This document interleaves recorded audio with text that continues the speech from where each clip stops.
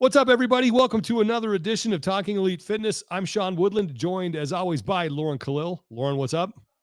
Not much. I'm just listening to some Oh, pre-fireworks. pre-fireworks. Pre-fireworks. People Those getting a little crazy today. are the best.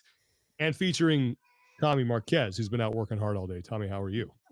I'm good. I'm covered in dirt, sunscreen, and yeah, Get feeling All used the to it. good good. stuff. That's because I just call that Saturday. Oh man, dude, we did some excavating today. You got to drive a bulldozer, is that correct? Oh yeah, and an excavator. Are you qualified to operate either pieces of those machinery? I am. You are. Oh, okay. An If online anybody course? needs to hire Tommy for anything, there you go. And my father-in-law is a savant with them, so I am. Okay. Yep. So he He's is the Yoda to your Mm-hmm. Luke Skywalker. Yep. Awesome. All right. Well, Oh, Miles. he's got miles in I, the he's out for the day. We are recording this on July 3rd. So happy 4th of July Eve, everybody. You either can leave out, what do you leave out? Milk and cookies for Captain America or milk and cookies for Kurt Angle. I don't know which one, whatever you celebrate. I don't know what denomination of 4th of July you are. I feel like you should leave a hot Hot dog, dog. and Lay's potato chips out for It's a bad day to be a hot dog. For Kurt Angle. For Kurt Angle. Yeah.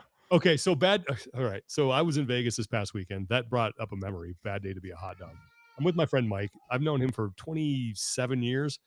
We worked in TV together, not at the same stations. We worked for the same stations, but not at the same time, same markets.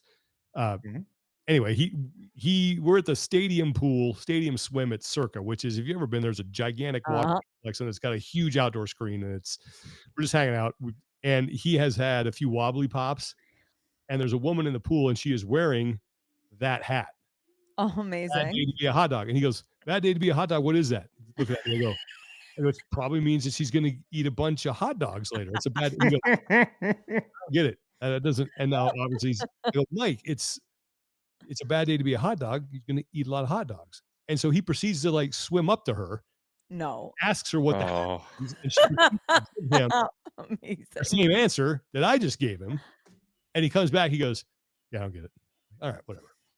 So, thank you. Damn. Well, Yep. So anyway, yeah, you can only do so much to try and spare your inebriated friends of any kind of. You can lead a horse to water, That's right. Okay, we got a couple headlines we want to get to before we get to the main part of the show, and that is going to be an interview that Tommy Marquez did with one Arielle Loewen, who's heading back to the CrossFit Games yet again. How many trips is this for her? She's 2021 was her first year out of the Granite Games. 1, 2, 3. 4, oh, that's right. Because she just wanted her sign. Yeah. Yep. Oh, great. Her name placard. Yeah, so this would be her 5th year. Okay, so we'll be hearing from her. Tommy spoke to her. Before we do that, we want to thank our presenting sponsor for today, and that is Thirdzy. If you go to Thirdzy.com and you use the code TEF, you can save 20% on their rest and recovery collagen. Thank God I was able to take mine to Las Vegas and had it earlier than I usually would, like, because it doesn't make you drowsy. It just calms your central nervous system, so you are ready to sleep whenever. Because I was a little tired. I didn't know if I was going to go to sleep. Took my Thirdzy. I stayed out like another 3.5 hours listening to some cool live music down there on Fremont Street. Came back, went right to bed. It was fantastic. Wow. So Thirdzy, and you kept your heart rate under control while you were splitting aces or splitting eights. No, I didn't gamble at all. Mellow and relaxed. Close. I was that close to jumping in. I was like, you know what? No, not this time. I'll mail my money in next time. But Thirdzy has GABA, it has L-theanine, it has magnesium, it is melatonin free, so it's not habit forming. And all those ingredients are designed to calm your central nervous system so you get to sleep faster, stay asleep longer, and get better quality sleep. And I mentioned, I got on vacation a couple of weeks ago going to Yosemite. I got like 9 hours of sleep, but Wow, Sean, that is a huge PR for you. I didn't have Thirdzy, and my restorative sleep and my REM sleep went down significantly. I get more if I get 3 hours less because I have Thirdzy. Yeah. Fantastic. So check them out. Thirdzy.com. The code is TEF. You're going to save 20% on the rest and recovery collagen. And actually, I believe right now you're going to get more than 20% off because every dollar spent using our code right now goes to the athlete fund to help support a games athlete. So We will be selecting a special games athlete, any division people have nominated. We're in the process of sorting through and picking a winner. But Should be during that announced time next frame, week. You get a lot.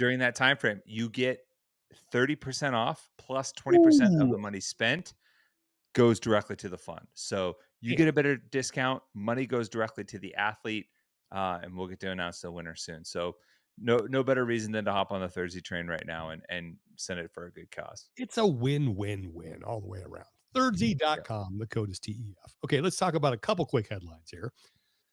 Dave Castro on his weekend review announced that crossovers with the jump rope, double unders are coming back.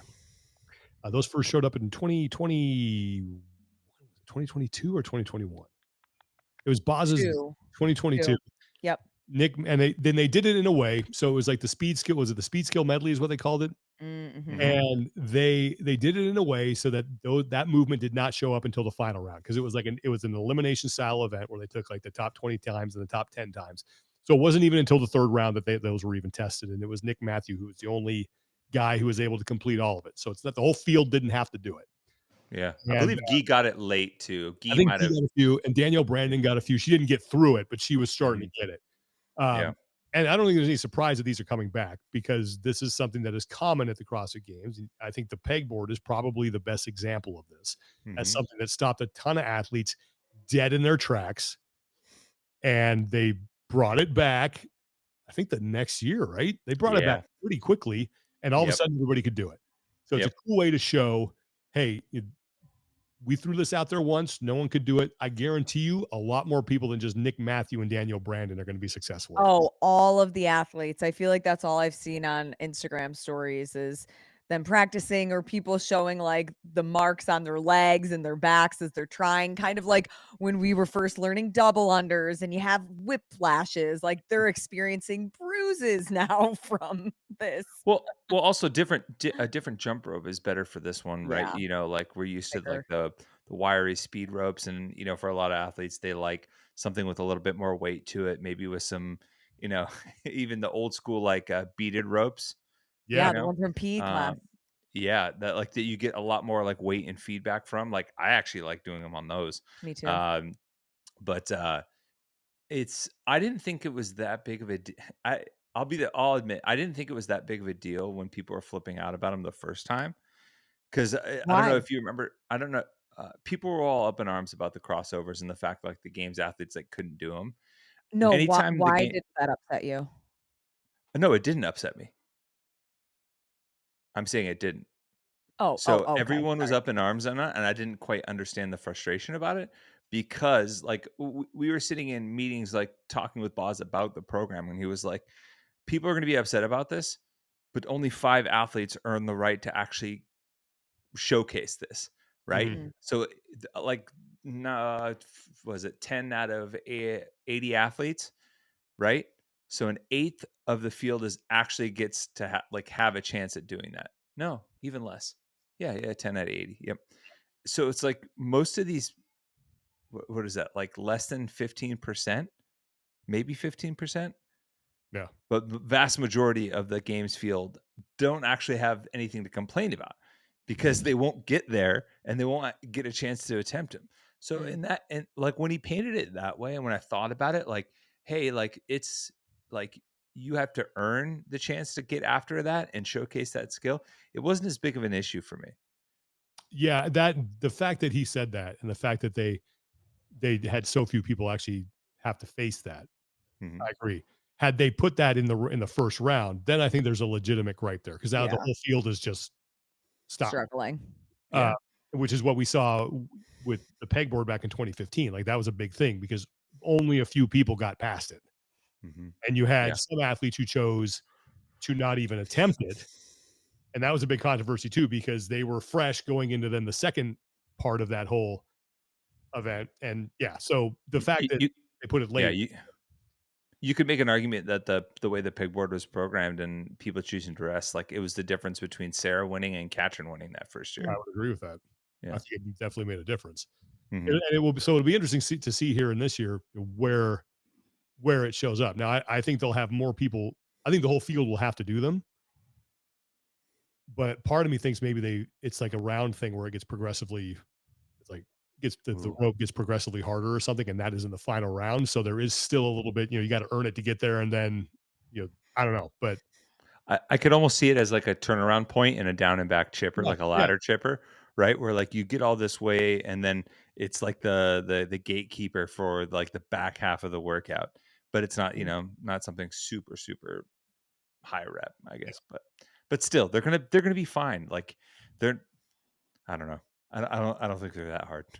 Do you guys Are you happy that Dave announced it this early and gave people more of a heads up, or would you have preferred that since we have seen it before, this be more of an unknown until they get to the games? I like Yeah, the fact that they announced it early yeah, because I want to see people do it. I want to see that Yeah. progress, and I think that obviously more time you have to practice, more likely, the greater the likelihood that that's going to happen. yeah. I can see both sides of it. I would say that like athletes have been practicing it pretty religiously. Mm. Like like the athletes don't like being embarrassed on the floor. They don't like the feeling of not getting to showcase their fitness, right? Um, so a lot of athletes I've seen, in major comp preps have posted videos of them practicing and just kind of Mhm. fine tuning a little bit and being able to rep them out. So I honestly think that they could have announced it like 2 weeks from now, like a couple weeks out, right? So Mhm. so I mean, most of the athletes will probably be winding down in a couple weeks anyways. Mhm. Sorry, So you hear that? No. what? I'm calling something up here. Oh, I don't know if you'll be able to hear it or not. We'll probably just do it without sound. what is it? Remember this? Oh yeah. Oh, I can hear it. This will be Oh, it's forget. So this is Tommy Marquez. This is back, God, when was this? 12 years ago. Look at What Tommy shoes are Marquez those? doing triple unders. High top Reebok pumps. Oh Just, my god, they look like moon boots. just go to Yeah. YouTube and search CrossFit triple unders, and this video come up 347,000 views of Tommy Marquez doing triple unders. I remember the day you guys shot Tommy. this. Yep. I'm pretty sure I have a shirt that has a cat wielding a sword and lightning. Um, yeah. So Yeah. yeah, it was so funny. This whole video came together in like 20 minutes. Yeah. Leaf Edmondson basically was walking around the office because they were planning on programming triple unders for a .com workout, Mhm. Mm. and they needed to have someone demo it. And so he's going around, and he talked to Marston, and Marston's like, "I'm pretty sure Tommy can do it." And so they come running over to our area, and they're like, "Hey, can you do triple unders?" I'm like, "Yeah." They're like, "How quickly can you do them?" I was like, "I don't know, just give me like 5 minutes of warm up, and I'll rep them." They're like, "Do you have any fun shoes?" And I was like, "Well, I have Reebok high top pumps." They're like, "Perfect." And they're like, "Get a pair of sunglasses too." And basically, like me and Marston walked out there. Leaf watched, and we filmed it, and just basically did that and knocked it out. And then everyone got if you go, I think it's still in the comment section. Yeah. People are all up in arms about like there being a weight at the end, It was and tape. it's not a weight. It's a piece of Basket is like a um piece of gaffer tape or something.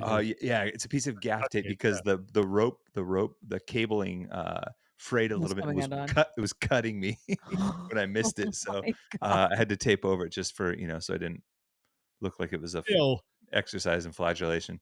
weight or not, which it isn't, impressive. So I had to Yeah. call that up because, yeah, you are never met a jump rope you didn't like. So Nope.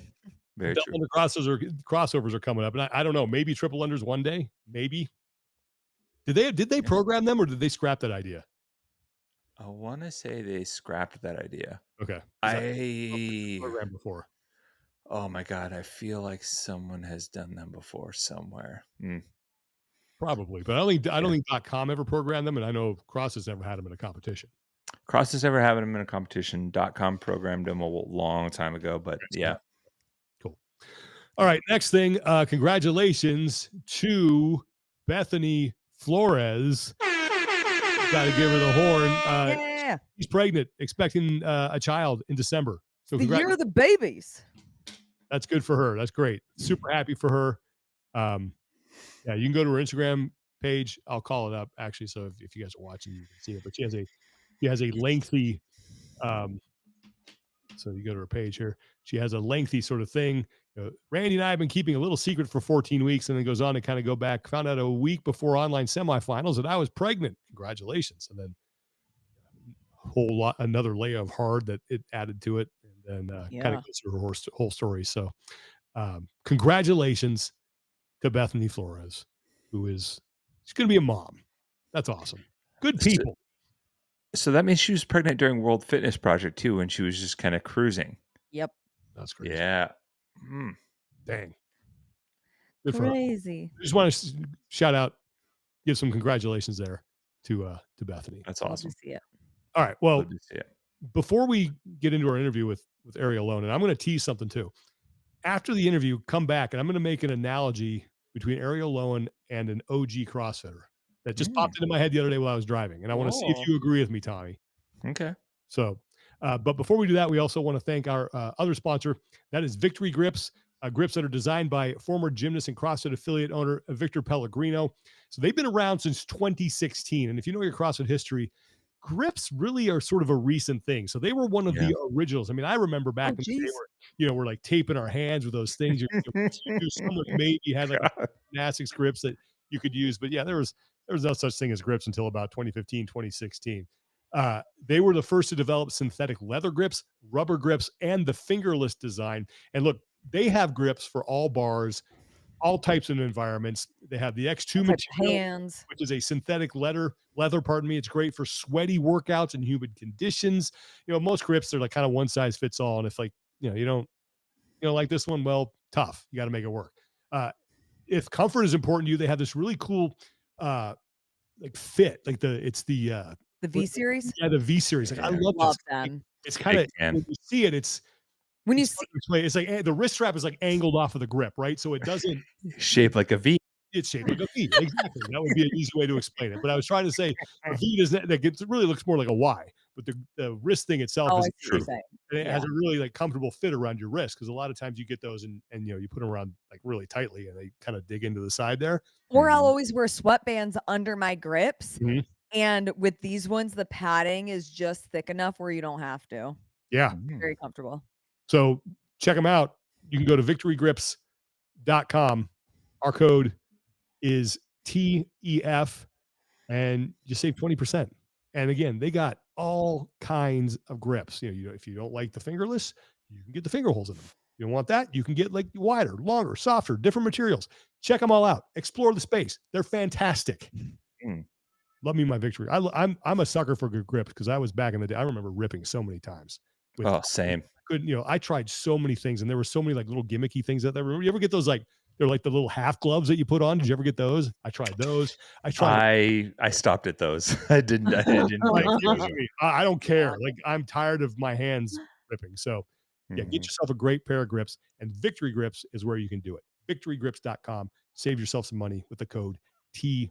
All right, Tommy, you had the pleasure of speaking with our good friend Arielle Loewen, who is getting set to head to Albany to try to, and I was thinking about this, and I'm pretty sure I'm still right, break the American drought on top of the women's podium. The last time an American woman won the CrossFit Games was Kristen Clever in 2010.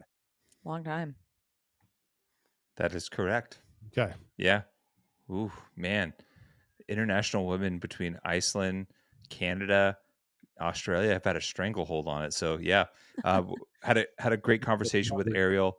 We chatted the games, chatted World Fitness Project. We chatted Red Bull Rancher Strong. Yeah. And how she came to be the inaugural winner of that competition. So here's my conversation with Arielle Loven. All right, now let's welcome in our guest for this week's show. She is a podium finisher at the CrossFit Games, at Rogue Invitational. She was 5th place at the inaugural World Fitness Project Tour Stop 1. She's been the world's fittest mom on earth.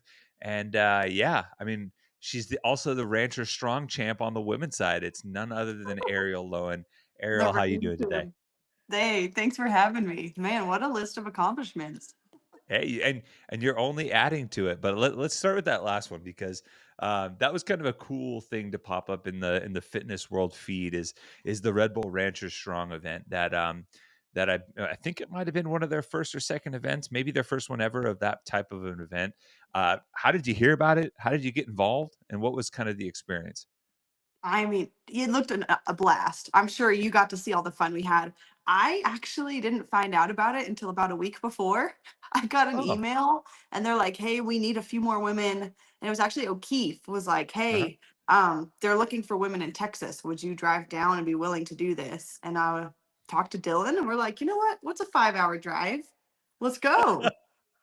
And I was like, I, "This go ahead." I was gonna say, I feel like, stemming from like previous games experiences, flying, or travel things, I was like, Oh, 5 hours, you guys got that, no problem. totally. And a quick trip to Dallas, you know. So we just loaded up the truck and was like, let's see. I'm not training for this by any means.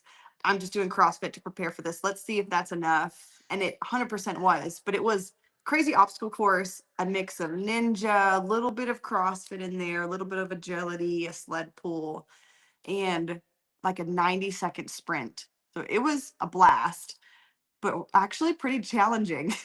Ah, and so for the people that were unfamiliar, could you kind of lay out what exactly like the feats and obstacles were that you had to do to in order to win this? Yeah, there were 32 women that they invited. F45 people were there. There were a lot of ninja course racers there, and there were some ranchers that they invited, and then CrossFitters like myself.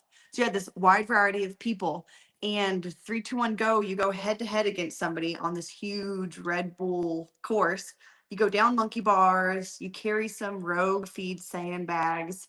You get over a fence. You throw a tire. Then you do over under like you've seen at Rogue in the games before, balance on wood logs, up and down a hay bale, push a trailer, sit on a saddle, pull a sled, put a ladder up, and then hit the buzzer and your time stops. So there were so many moving pieces where your brain had to remember, like, where am I going next? This is what they're looking for. Don't forget to throw the sandbag here. And then 3, 2, 1, go. Next thing you know, you're hitting the buzzer and it's like all the fatigue hits. It went from 32 elimination style, 32 Yeah, to 14 to 6, and then the final was just me and actually a ninja professional went head to head on the final one. that's awesome. And for one, I feel like it maybe confirms a lot of what us longtime CrossFitters have thought is that the general physical preparedness of the training like can be applied in short bursts or in quick action to a variety of different things. And I think a lot of CrossFitters were beating their chest when they when they saw you So on top of that. I know. But The cool part was we had to throw a tire over a a probably like a 6 foot tall gate. And it was really cool to see like the CrossFitters that were there. Like Guy Mhm, Majeros was there. There was another male CrossFitter competing. Could easily figure out like a kettlebell swing. You lift it, you mhm. explode with your hips, follow through with the arms. Those who had never had to like throw anything overhead really struggled to connect to the body to figure out how to throw it. So there were definitely some things where I'm like, no, this is how you use your hips, and then you follow through with your arms. Like it shouldn't be that hard. But it's like, no, that's what we train every day in the gym. And it just carried out in fitness. Hey, that should be put on a billboard, or that I this know, clip right? should be used as advertising for every CrossFit affiliate on the planet right now, especially in Texas with the all the Rancher Strong stuff. But That's um, right. at what point did you know, like, or did you have a feeling like, hey, like I got a good chance at winning this? It was definitely me and one other girl were the top two. I think my first time was like 154. Her Mhm, first run was 205. So we were really close the whole time and neck kind of the whole time. But what I realized is I was really good at the weighted stuff because mm, obviously CrossFitters use weights, ninjas use more of their body weight. So I mhm. really was just like, if I just have a clean run every time, I can do pretty good. So after maybe it went from 32 to 14, after the round of 14, I was like, just don't do anything stupid. And I think I can go home the champ. Yeah, and not just go home as the champ. Didn't you win like a side by side like vehicle too? We won a four-wheeler, a Oh, Polaris four-wheeler. So like a quad, I think is what you'd yeah, call it. We haven't got it yeah. yet, but they're Oh, emailing back and forth on how to pick it up. So I got oh, that. We got a hat, a belt buckle, and we got VIP tickets to the Red Bull event. I think it's called the flagler, maybe. You can build a boat and you try and Oh, fly it. Who flies the the farthest over a lake? the Flugtag. It's one of my Yes, favorites. that's what it's called. Yeah. So we'll be at that in September, as whatever Oh, VIP means. yeah. Hey, that regardless, VIP always has a nice ring to it. And I was gonna I say love that. because I felt like when we saw that was on the prize purse, I was like, I have a feeling like Dylan might be licking his chops that you guys got a four-wheeler. I mean, if it was like what the family could all ride, I think we'd be a little bit more excited. But we Yeah. also have a golf cart, so it's like, do we need both? No. Do we want both? Yes. I mean, yes. You can hear your daughter chiming in from the side. Absolutely. That's the attitude. That's what Yeah. I love it. Oh man. It was Well, so it's fun. it sounds like a pretty cool experience. Is that something that you can maybe see mixing in from time to time if other events like the opportunities pop up? Oh, totally. And it was so refreshing to do a competition and you just do it. Like I think Ah. I get so many competitions where the athlete brief takes an hour and people Mm. ask the stupidest questions. And like the course was so complicated and nobody asked any questions. I was Oh, like, this is so refreshing. They were like, okay, just get over, throw the sandbag in. Like that simple, just get it done. And out of, I think there were like 75 competitors, there weren't any questions. Like they just showed up, did it, no drama, just there to have fun, throw down. And it was so refreshing. that's awesome. Don't have to worry about squat depth, Exactly. lunge protocol, all that good stuff. Yeah. Yeah. um, but that's not the only event that is on your calendar coming up. You have the games coming up. You have World Fitness Project Tour Stop 2. Just kind of big picture right now, because I know that the season calendar as a whole has looked very different from past years. And what has kind of been your general approach, if anything different from years past, and kind of managing your energy throughout the calendar? Yeah, I feel like August 1st is when my season starts.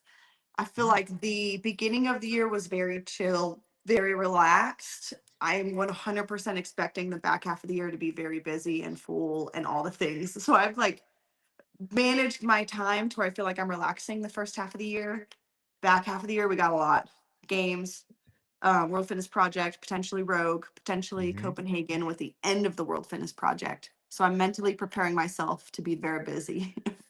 Yeah, just right there, that's four very high level competitions against, some of the best in the space. You're going to have a super high profile, dense field at Rogue. Same with World Fitness Project, with both the qualified pros, the pro cards, and the guarantees on that end. And then, the the CrossFit Games being, the more traditional like qualification process to earn yourself there. And are you taking any sort of different approach mindset wise, or is it just like I'm going to show up, be the fittest I can be?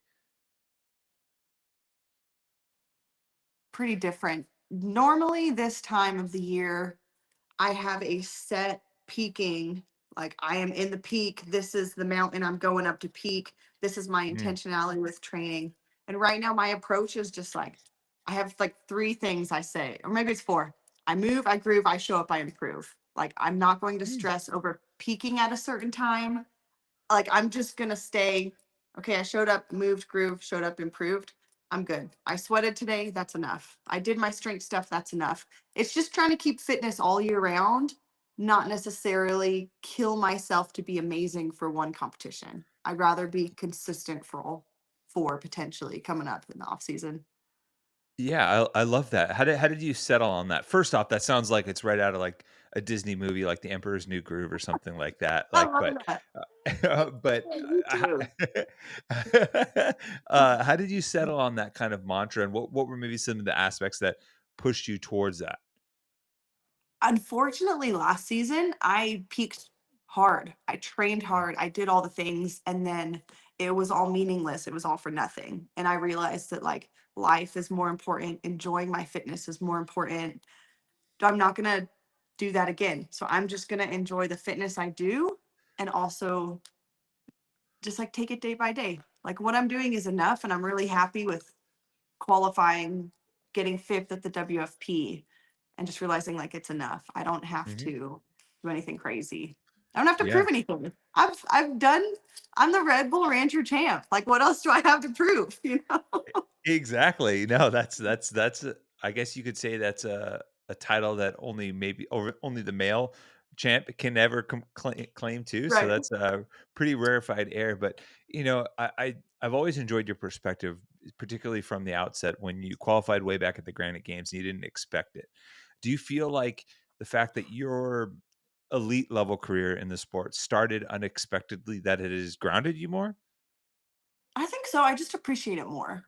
It's like Mm, I know what it feels like to try and go to the games and not make it.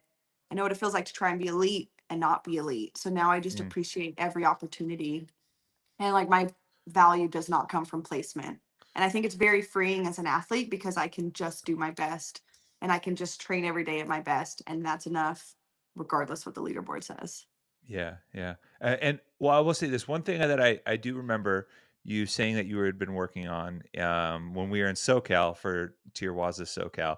I don't remember if it was you or Dylan that turned and was like, "Mama's got some new strength," and I remember Yeah. you being excited about the lift. Is that Yep. something that is that a focus that has kind of stuck with you through the calendar year? You know what? I talked to Dylan about this today, actually. Last year, training for the games, I peaked physically and strength wise, like more than I ever had, and it was for Mm. nothing. But I'm like maintaining that strength. So Oh, SoCal was so refreshing to be like, hey, here's a stamp of approval. Like you did get really strong. You're awesome. Keep it up. So now it's just maintaining that strength. So I'm not trying to like set any new PRs. If I can mm. just keep cleaning 250, money. Because I think I'm Yeah, I'm strong enough in the field now. Now I just yeah, need that to be consistent in my cardio. yeah. No, for sure. And I think it's once you kinda hit those thresholds and you can maybe prove to yourself that you're capable of it, it takes the pressure off of that uncertainty of like, "Can I get stronger? Is this something that's possible? Am I just throwing like darts at the board?" Versus like, "Hey, I've seen some very real results and I know that I can, kind of maintain that a little bit." Exactly. And Rogue is very reassuring too, because they Yeah. ended with like a 175-pound sandbag.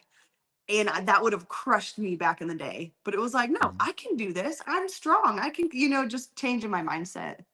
Yeah, and kinda dip touching on that just a little bit, you finished 3rd at Rogue and made the podium there. Was that in any way vindicating the kind of like it was all for nothing type feeling that you felt from peaking so hard to where you're like, I still got some hardware, I still had a performance that's like podium caliber? Yeah, it definitely made because I got third at the games. So it like reassured me that the third at the games was not a fluke. You've Hmm. now gotten third at Rogue with the same field, and the girls are only Hmm. getting better. So it just Yeah. like reassured, like, okay, you're not a one-hit wonder. Like you still got it. It was fun. But I Uh, also touching on strength stuff, I'm trying to just like grow my brand however I can. So what that yeah. is now is growing like a YouTube channel. So I Hmm. started posting some of my strength days on YouTube. And it's been so fun to see people comment like, "Oh, this is cool. Post more of this." So like they care about that. Yeah. Yeah. No, I Mhm. mean, who doesn't like watching someone smash some cool lifts online, like whether it's That's right. Instagram, YouTube, like I do think, I guess when all the changes went back a long time ago, I think one thing that's been nice is I think a lot of athletes have taken up some of the content creation on their own side to showcase more of the behind the scenes stuff from their personal lives. I think people Right. really appreciate that, right? And with you and your channel, what has been kind of the focus, some of the bumps, some of the unexpected kind of like, oh, I didn't know that goes into this, or maybe this was more than I expected. Yeah, YouTube content creation is expensive. That's one thing I realized real quick. Like, okay, I could not hire somebody to do this because I'm not making any money from it right now. So I just like Yeah. learned all the stuff myself, and that's been really fun. But what I think the vibe I'm trying to go for now is I want to be like the Sam Sulik of the female CrossFit. I don't know if you know Oh, who that is or watch his stuff. yeah, yeah, But yeah, people love him on YouTube, and all he does is just like work out and then talk about the exercise he's doing. So I'm like, yeah. okay, maybe I can like kind of do that in my own style. If people like it, if they relate to it, I'll just keep running with it. Yeah, yeah. Do you feel is there Is there an aspect of like what you present that you feels more natural? You know, like I talked to some content creators that they're like, "Hey, I started wanting to go this direction, but I naturally fell into this type of content, whether it's like posting your strength videos or, the workout, a little bit of home life workout kind of structure, at least from your YouTube channel." I'm kind of just listening to the people. So I was doing Mm. productions like the Losing Lowen series I was doing where me and Dylan go Yeah. head to head and race. And I thought they were amazing, but the views weren't amazing. So I'm like, okay, Yeah. maybe it doesn't have to be a production. Let me just post something I think is really boring, me lifting weights in the gym. And it did better than the other ones. So I'm like, I'm just going to listen to the people. They loved the Red Bull Ranger Strong, but I also think that Yeah. was just very different. Yeah. So I'm like, whatever they want to see, I'll do it. Isn't that crazy though? Like, I guess that's kind of the double-edged sword of content creation. There are things that you're really proud of and you're really excited about because you put the Right. effort and time, but it just doesn't hit with the crowd. And then there are things you're like, oh, I just kind of like toss this up for, just me lifting casual, and then it's like, whoa, that This is blew up great. of all things. Yeah. I And then don't you know. have to listen to the market. So True. I got to. Great. Yeah, heck yeah, heck yeah. Is there anything as far as like looking forward with the YouTube channel? Any things that maybe you have earmarked as potential growth points or things you'd like to do or expand or accomplish in the next year or so? I have a really superficial goal. A Mm, really superficial goal. okay, My goal is to make $10,000 from YouTube. So that's great. very, like right now that looks very big and overwhelming because I make like $10 per 1,000 view. But I'm like, you know what? That's my 5-year plan. If I can do that, make 10K, put it all on our mortgage, that is totally worth it. So that's my Heck yeah. superficial goal. All right. Well, let's help that superficial goal. Look up Ariel Lowen on YouTube. Yeah. It's her handle is at Ariel Lowen one. She's got five and a half, like a little over 5,500 subscribers. Got a beautiful banner up there with family, with her with the American flag. Let's go get Thanks. let's go get the pump those numbers up and get that 10,000, because I don't think that's an unreasonable goal, right? If it goes towards something like you said it yourself, like hopefully it's like, a little bit of extra something that can go towards a mortgage, Right. that can go for like family, anything like that. And it's something that you pour your heart and soul in, and it's part of your process as an athlete. Like, more power to Yeah, you. I'll take it. And I also have had a corporate in the office cubicle job. And I'm like, man, this is so much easier than having to sit behind a desk all day. So like that perspective is like, this is great. I love my job. Oh yeah, no, no doubt, no doubt. And kind of circling back to another event, tour stop one for the World Fitness Project in Indianapolis. I got to be there. I was grateful to be a part of the live broadcast team, and I know being a part of this new experience, new event, new season, kind of sorts, was exciting for a lot of athletes. What was kind of your experience? What were maybe some initial thoughts, some hesitations, if any, about jumping on board with this, and then and what ultimately shook out for you in Indy for the first time? Yeah, the hesitations were, I think, what everybody's were. It's a question mark. It's like Mhm. we've been hyped up. Hey, show up, show up. What is it actually going to look like? Are people going to care? Is the community going to get behind it? Or is it just going to be the classic athletes throwing down with no crowd? So that was my Yeah. fear. But we got there and I was so pleased with the crowd that showed up. They were amazing. The community that was there, the venue was beautiful, the floor was beautiful. So it was really fun. I had lower expectations because it's the Mhm. first, and the first can usually be crazy, but it was Yeah. awesome. We exceeded those. One thing I loved just as a bougie, selfish person is we started every event at like 12 p.m.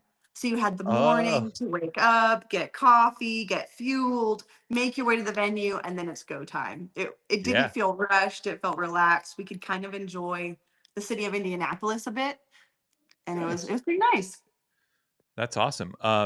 When you say kind of crazy, I'm always interested to see what classifies that from an athlete's perspective, because every athlete's different too. Some Mhm. athletes, like I always want to make sure things run on time, or I can tell from how they run a movement standard, briefing, that whether or not it's going to be crazy. What usually stands out as like something that classify as an event as crazy or maybe disorganized that makes you nervous? I think NorCal was a perfect example of, like, to me, that Yeah. seemed like chaos. Yeah. Not Yeah. having the right weights on the floor. There were weights that shouldn't even be on the floor. So when, like, the competition floor, if I step on there as an athlete Hmm. and it doesn't look like the judge knows what they're doing, there's weights everywhere in my lane that shouldn't be there. That in Hmm. my brain is chaos. But everything like had a place. There was an even flow that you knew what to do on the workout. And then I think sticking to a schedule is very Yeah. important. Oh.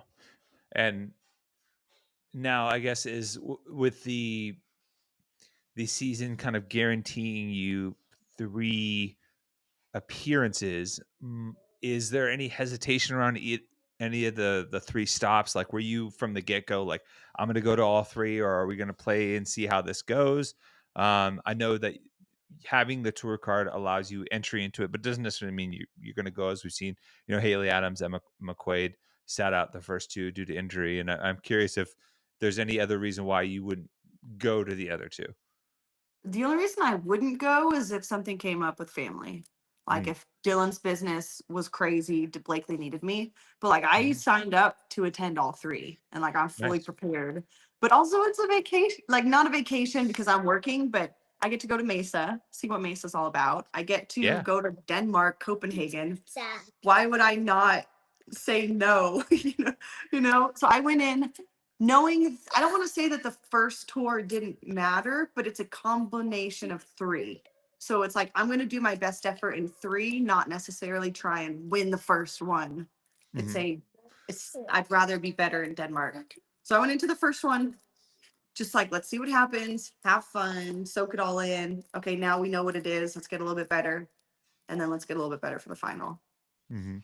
Uh, and the you competed at, oh my gosh, the events, it's escaping me, the one where you compete as a team of 7, right? Did you compete at that one where it's like the big Oh, is it teams? the Tier Cal? The Tier Cup? Not Tier Cup, but there Yeah. was one in the UK. Did you go to that one? The one in the Oh, UK? FitFest. Fit Fest. Yes, that's what I'm Yeah, thinking of. I love I w FitFest. I was curious for, stateside athletes 'cause we're spoiled here in the United States. Most events are on this side of the pond. For you, Right. you mentioned getting geared up for Copenhagen or like ready to go for that. How much does international travel or something like that factor into your prep, um, for being your best, and whether it's lead time on the front end to acclimate? Yeah, it sucks. I don't know how, like, I took it for granted. The athletes that come over from overseas, I'm like, oh, whatever. But whenever Yeah, I actually had to do it for Rogue, I was like, man, this sucks. This is miserable. You like almost feel drunk the first couple of days because you're off your sleep schedule. I yeah, definitely have to take it into account because it's so challenging. yeah, yeah. And I, for someone that seems so grounded in who they are, your priorities with your family, your faith, and everything around you, I I, I always feel hard pressed to ask about expectations for what a successful season looks like, because it feels like you do a good job of maybe separating yourself from your identity and being a placement. But if you envision yourself, uh moving, grooving, showing up and improving, Yeah, yeah. all the way through the set. Yeah, I see Blakely approves too. She does. What does that look like for you? I mean, like, performance wise, placement wise, experience wise. I think tangibly that I can measure top 10 in every event I do. So, top Mhm. 10 at the games, top 10 at World Fitness Project, top 10 at Rogue, top 10 at Copenhagen at the end. On paper, I'm happy with that. But I think Yeah, like my biggest goal is to be healthy.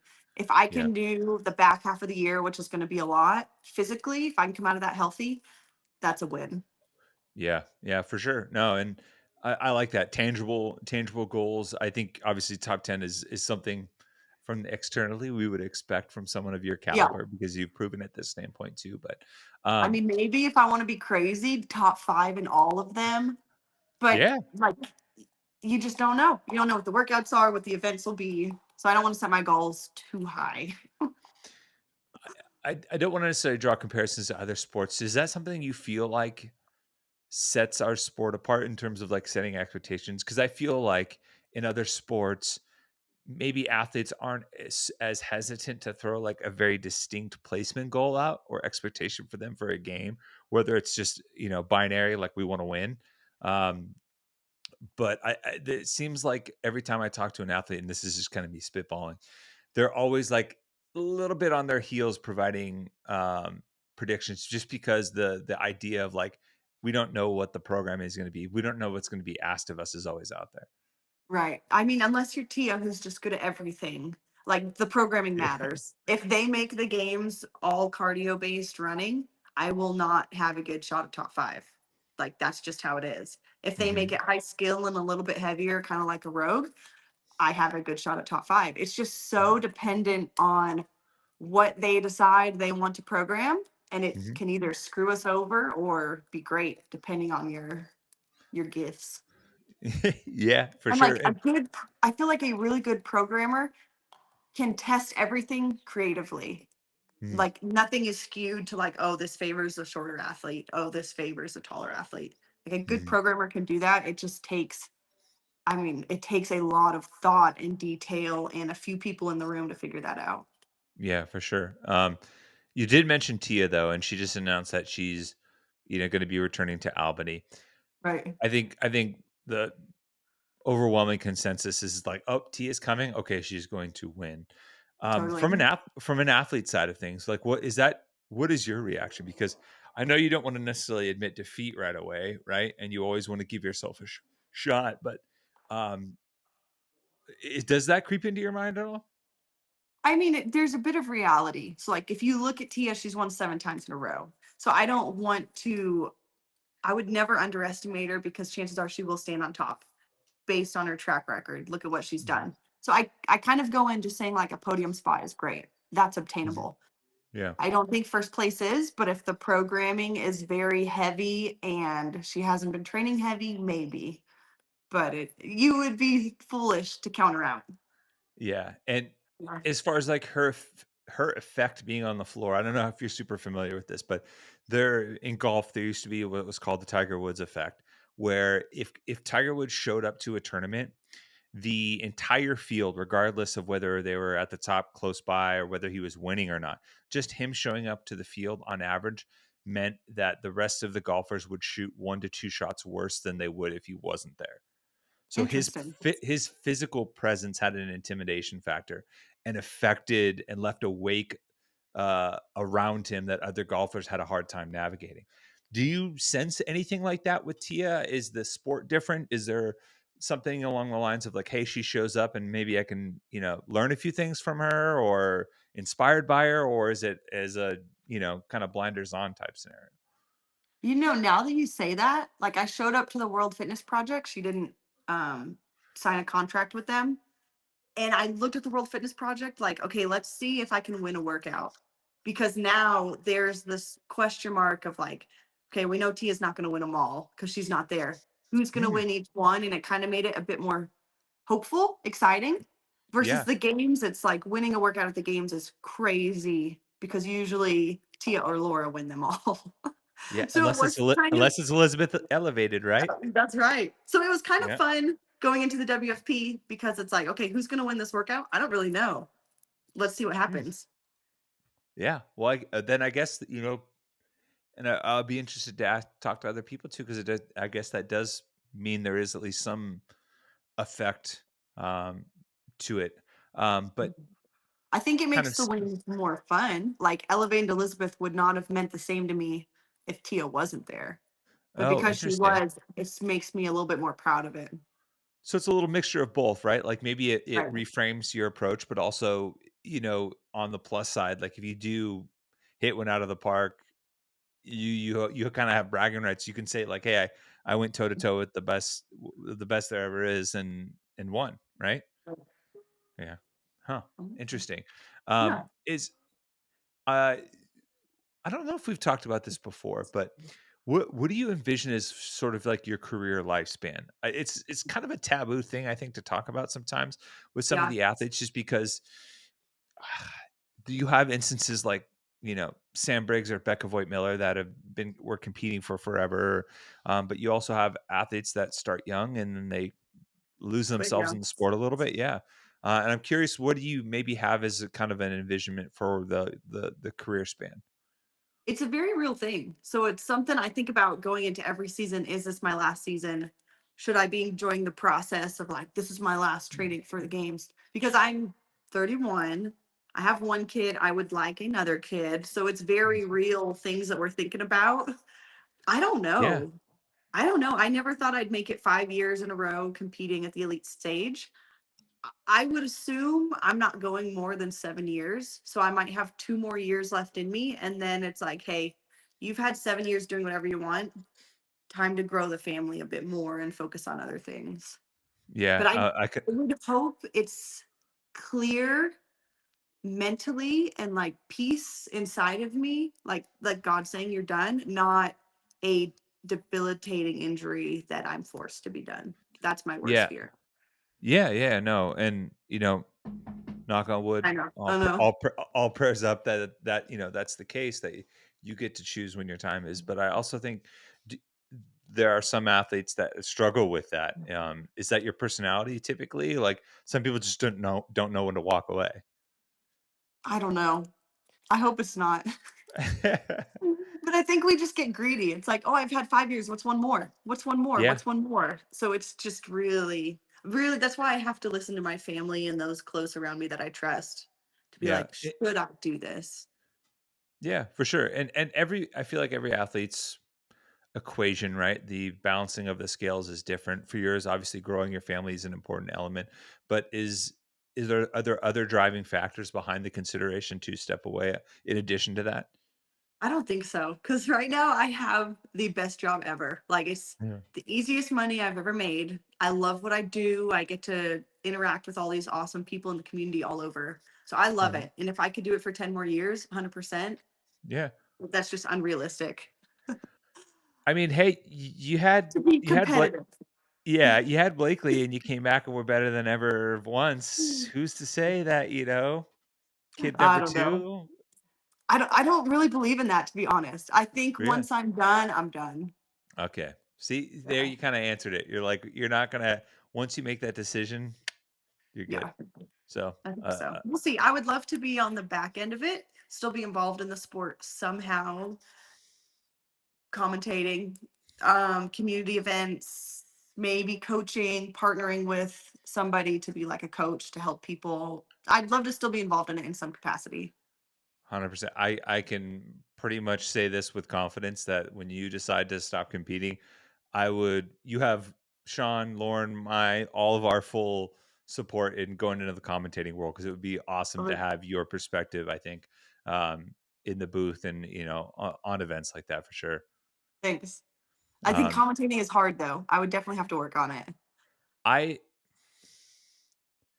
I pause in saying it's hard because and many times I do feel like you said, i- like we get to do this for a job, you know, and I'll be the first to say I don't think I'm anything spectacular. I'm grateful for every commentating gig or media gig that we get to work, and that people keep asking you back. But I also am like, sometimes people come up and they're like an athlete or someone, they're like, man, this is way more difficult than what I thought. And I'm like, yeah, but also like I think what you do is incredibly difficult, and you're like, I just love doing this. So it's kind of like I think the you're great at it. To be a good commentator is hard. We've seen a few, like this past year, they've opened commentary to more people. Somebody's at the house. I'll look in a second. Okay. And even though they're a commentator, they were not a good commentator. So I think to be wow. good in the space, it is an art. Like Noah actually commentated the Red Bull Rancher event, and Hmm. Noah Olson was phenomenal. And I'm like, Oh, man, you know when somebody has it and when somebody doesn't. yeah, yeah. It's pretty clear when someone can articulate their thoughts in a way that's clear and concise. Right. Because that's one of the biggest things when you're speaking with a countdown timer. When you're like have a producer and you're being like counting you in 10, 9, and some people just freeze up and they don't know what to do. But Yeah. um, oh man. Well, Um, Ariel, I apparently there's someone at the house, so I want yeah, to make sure somebody's at the door. you could do your mama bear duties and make sure everything's good. I always appreciate catching up with you. I'm sure we'll chat and hopefully catch up Cabbage. after an eventful August and a few more medals around your neck. So Oh, thank I you love as it. Thank always. you. Thanks for having me. We'll see you, Tommy. Big fan of Arielle Lowen. So here's Oh, she's the best. awesome. Wish her all the best in Albany. So here's my comparison, Tommy. I want to see if you agree with me. I was driving the other day. I was thinking about Arielle Lowen. I knew you were going to be talking to her, and this popped into my head. She is this generation's version of Val Voberl. Mm, I'm glad you said that because that I was trying to guess who it was, and I thought, okay, See, mom. Yep. Yeah. Absolutely. kind of does her Absolutely. own thing, not flashy at all. Hmm. You know, is very good at a lot of stuff, and all of a sudden you look up and by God, there she is, like right in the top, right in contention, right? Not doing anything like Pat Sherwood said, like the old Toyota Camry, just all reliable, going to get you there. It's not flashy, just does the job. And I think Arielle Hmm. Lowen is kind of the next version of Val Voberl. Yeah. And I think there are events that air. So like I remember Val also every once in a while she would win an event. You're like, huh, wouldn't have pegged her to win that one. And I think Ariel is the same way. Yeah. Yeah. Same, I think sort of similar skill sets and what they're really good with. And Hmm. just same MO, man. They just League of Shadows, you know, I love it. Ooh. just That's a hanging out. throwback. I like that. That's BKG's in the League of Shadows too. He's like Hmm. this. Where King is he? of it. Oh, he's in sixth. Of course he is. Well, I haven't seen him all competition. Well, he's right there in sixth place. He's in the top five now. And you didn't notice. Yeah, League of Shadows. BKG and Arielle Lowen definitely in the League of Shadows along with Val Voberl. So, yeah, I'm okay. I'm glad you agree with me on that because the more I started thinking about it, the more I was like, yeah, that's who she reminds me of. It's pretty apropos, I would say. All right. Well, I don't know, man. It's gonna be tough to beat Tia. Yeah, and I liked Ariel's approach, because I asked her about that Mhm. too, and just like the change. And she's very like practical and sets very attainable goals and understands that like just because I set this goal doesn't mean that there isn't a chance of exceeding that. But Mm, also she was just like, she relished the opportunity to like even if it's just like an event to say Yeah. that like hey I got to compete with the best. I mean if I can beat her in one event, we talked about her winning Elizabeth Elevated where she beat Tia. It's like mm, all right, that's just one at a time. And yeah, and if not, then if not, but either way I'm gonna go out there and have a good time. yeah. Big fan. I love seeing those people be successful. Just yeah, just 100%. doing their own thing, having fun, enjoying it. Doesn't seem like she puts a ton of pressure on herself. Like Yep. Val used to not look at the leaderboard and was grading papers Yes. center in between events. Oh. I think she had her third grade class out there one year. It was like a summer school type thing. Yep, only CrossFit Games athlete to get onto the podium while simultaneously failing a student on their essay. Yeah, Oh my God. That's I don't know if the right amazing. essays in the third grade, but yeah, point taken. So, Hmm. all right. We got any community support we want to get to? Uh, Nothing off the top of my head. We did have some last couple of weeks, so if you haven't already, go back and check those out between Patrick Herringer and Grayson from Annie Sakamoto's gym, CrossFit Santa Cruz Central. The support for all of those has been pretty outstanding, and just continue to check in on those. And Annie's been posting stuff regularly. CrossFit Santa Cruz Central has been posting stuff regular. Grayson, who had the issue in Australia, is home now. He flew Good. home, so happy update there. So, and as always, if anything pops up, please just let us know. Mhm. All right. PRs and no reps. I I think got some. you got some. Okay, you can Mhm. start. You can Lead start. us. I'm gonna no rep unicycles. Oh, I thought you were going to say you, and I'm like, what did I I do? know. I thought he was going to say that too. Why Unicycles. Yeah. unicycles? No, George Carlin's got a great, and I can't repeat it here on the show, but he's got a great Yeah. bit about unicycles. It's hilarious. Oh boy. The greatest halftime performer in the I history of saw pro this. sports right now, the Yes, Red Panda, yes, know who you're talking about. Oh yeah. fell in warm up for her performance and broke her wrist, all because of that damn unicycle. Know who used to ride a mean unicycle? Marson Sawyers. Madison Sawyers, yes, he did. He ride There was one kicking around the office, and he decided to learn how, so he taught himself how to ride a unicycle. Yep. All right, you're gonna no rep unicycles, Lauren. You have a no rep. Mhm. Impressive. Mhm. I mean, I've no repped them once. I'll no rep them again. American Airlines, get out of here. Wow. Get out of here. They get a lifetime no rep. Oh man. Whoa. Yeah, just I'm convinced that every miserable human being goes and works there. Wow. Yeah. all the time. Okay. I'm trying to think. I think I've had some bad experiences on American with like canceled flights and stuff like that. Yeah. And then they're just mean about it. They're just mean about it. Nothing we can do. Sorry. No, that's not.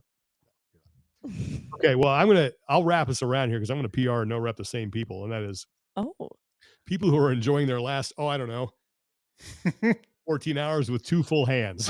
It comes every year. I love it, Sean. Enjoy your last couple, last day of having 2 functioning appendages on your upper torso. Because we know it's gonna happen. We know it's gonna happen. Tomorrow, hey, You know watch what the this. stat is? Famous last words. Is there like a percentage of how many people lose a finger on 4th of I don't July? know, but I guarantee you it's, I mean, Jason Pierre-Paul, the I'm gonna defensive ask of the New York ChatGPT. Giants, Yep. firework accident. Have we not learned by now? Hmm. So, Yep. anyway, that's my PR. That actually leads into one of my PRs. Go for it. I'm gonna PR putting it in reverse because What? oh Lord, Terry, put it in reverse. Have you seen that video? No. Oh my God, you gotta be kidding me. Oh, the video where these guys are lighting fireworks and one of the guys is in like an electric wheelchair and No. he's like standing there helping and they light the firework and the guy in the wheelchair, his name's Terry, and he goes, "Oh, loud Terry," and somehow something happens where his wheelchair like jams and so it's not moving and the fireworks starting to go off and he's like, "Oh, put it in reverse, Terry. Put it in reverse. Oh, loud Terry." It Man. is one of the greatest All right, I'll look that up. videos ever. Oh my God. And it's like it's 4th of July when you start seeing put it in reverse, Terry. People posting it. My favorite is like, kids, don't play with fireworks. Let the adults who have been drinking all day play with them. Yeah. That makes a lot of sense. Let your sketchy uncle who just met up with a guy out at a trucking yard to get those fireworks handle You them. see that giant explosion that happened up in Yolo County? Yeah. The fireworks facility. That's Yeah. not very far from here. It's a couple hours. But Oh, Yeah, really? it's on the way up to Sacramento on on 80. yeah, I-80. Yeah. I got one more. 5 to go up. All right, go ahead. Hold on, can I Yep. hit you guys with the Yeah, stat? go ahead. No. Okay, according to ChatGPT, We know it's- roughly 10,000 injuries are treated in the US emergency room each year due to fireworks, but about 70% of those happen in the 2 weeks surrounding 4th of July. America, A America. lot. Yeah. America. All right. America. Coming again. Freedom costs $1.05. My last PR is deleting dogs with the crew because the greatest Hot dog. athlete of all time. Oh, from San San Jose. Jose, California. San Jose Yep. State alum, Joey. Your Yep. boy. Your boy. Joey Jaws Chestnut Mm. is coming back after a year away to reclaim his 17th mustard belt in the Nathan's Hot Dog Eating Championship. Oh boy. The record is 76 hot dogs set by him a few years ago. I listened to an interview with him. He says, if anyone can, put all the good juju together, pray for 75 degrees, slight overcast, just a little bit of sun, very light wind. So you want warm dogs and fast buns. All And, right. he said 80 is Oh, wow. possible.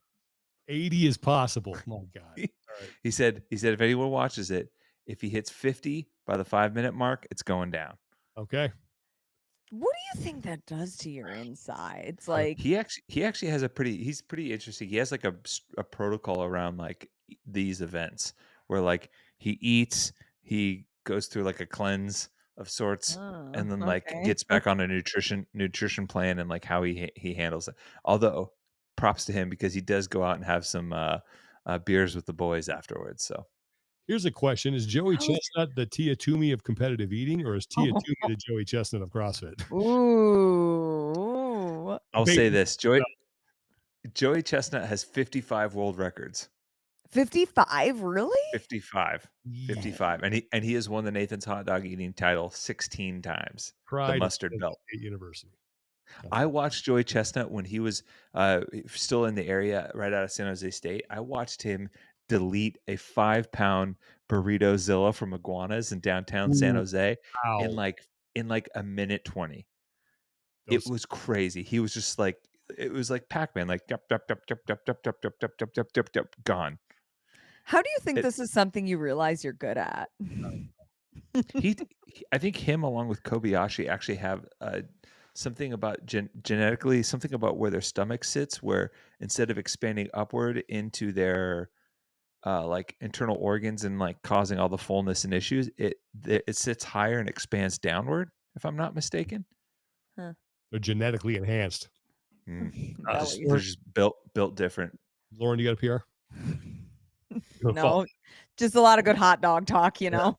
It's a bad day to be hot dog tomorrow. It is. All right. Well, that is going to do it for today. Thanks for watching. Thanks for listening, everybody. For those of you in the United States, have a wonderful and safe 4th of July holiday. For everybody else, enjoy your workday on Friday. And for our friends in the United Kingdom, happy Treason Day to you too. If you celebrate. I don't know if you do.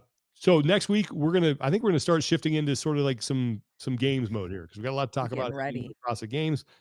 I don't know, cook up some interviews. Who knows what's going to be on the table? It's going to be all about the CrossFit Games, and it's going to be time well spent.